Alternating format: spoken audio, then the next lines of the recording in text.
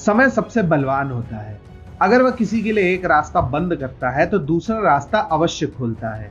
यही अभी ऑस्ट्रेलिया के साथ हो रहा है। एक तरफ जहां चीन और उसके बीच की खाई बढ़ती जा रही है तो वहीं भारत के साथ नजदीकियां उसकी बढ़ रही है।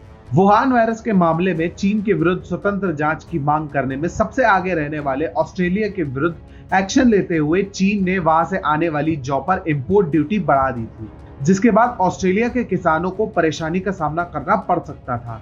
परंतु ऐसे समय में भारत ऑस्ट्रेलिया के किसानों के लिए मददगार के रूप में सामने आया है।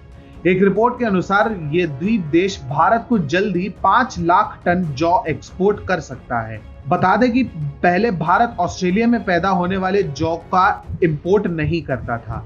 इसका कारण था ऑस्ट्रेलिया में प्रयोग होने वाला फॉस्फीन नामक पेस्टिसाइड। परंतु फरवरी माह में ही मिथाइल ब्रोमाइड से होने वाले नुकसान को देखते हुए इस अवरोध को हटा लिया गया था, जिसके बाद एक खबर आई थी कि जल्द ही ऑस्ट्रेलिया भारत को जौ एक्सपोर्ट कर सकता है, लेकिन उसके बाद कोई भी नई खबर नहीं आई। परंतु उसके बाद चीन और ऑस्ट्रेलिया के संबंध खराब होते चले गए। वुहान वायरस के मामले में ऑस्ट्रेलिया खुलकर चीन के विरुद्ध खड़ा हो गया और वुहान वायरस की उत्पत्ति के बारे में स्वतंत्र जांच की मांग करता रहा।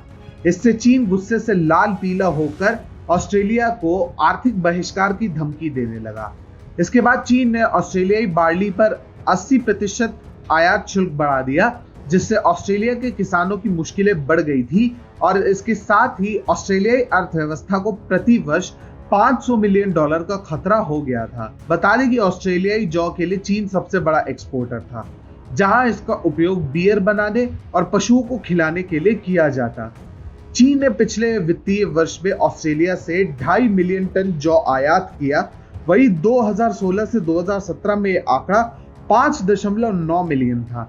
आंकड़ों से पता चलता है कि चीन ने 2018 से 2019 में भी कुल ऑस्ट्रेलियाई जौ के आधे से अधिक का इंपोर्ट किया था।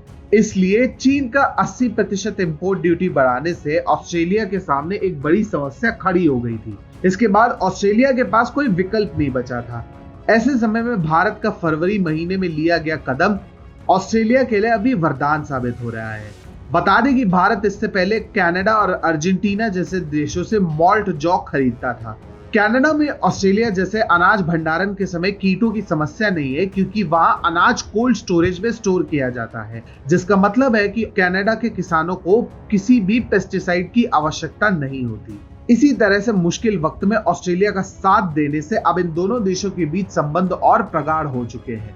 चीन का मुकाबला करने के लिए भारत और ऑस्ट्रेलिया दोनों को एक दूसरे की साथ की बेहद सख्त आवश्यकता है। ऑस्ट्रेलिया को ट्रेड में भारत की मदद की आवश्यकता पड़ेगी, तो वहीं भारत को हिंद महासागर में अपने प्रभुत्व को बनाए रखने हेतु ऑस्ट्रेलिया के साथ की आवश्यकता है।